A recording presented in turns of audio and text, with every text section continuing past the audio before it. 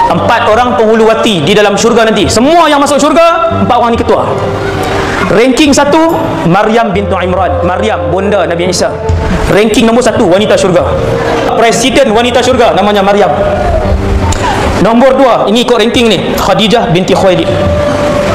Tuan-tuan dapat anak, cuba buh nama Khadijah tak? Sampai mati dia tak buh nama Khadijah. Nama kampung ustaz. Dia ni nama kampung. Ni nama VVIP syurga. Orang bodoh dia tolak nama ni. Ambil pergi kata Rabi. Bukan saya kenal siapa, bukan saya katakan siapa-siapa kan. Wanita ketiga dalam syurga yang paling tinggi kedudukannya namanya Fatimah binti Muhammad.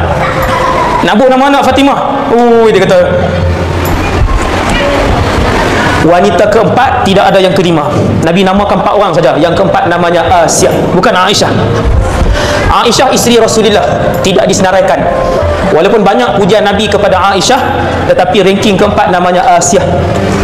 Tuan-tuan tahu siapa dia Asia? Isteri sah Firaun. Bukan dayang lah, isteri. Tapi ahli syurga. Bukan ahli syurga biasa, antara presiden wanita syurga. La ilaha illallah.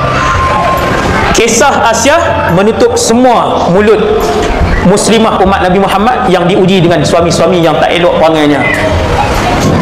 Kerana kalau perangai suami kita tak elok, antara suami kita dengan Firaun, siapa teruk lagi? Dia kata, suami saya teruk Ustaz. Dia geram tu. Dia teruk sangat makcik. Takkan jahat pada Firaun lagi. Tak boleh bagi alasan kita. Tak boleh bagi alasan kita.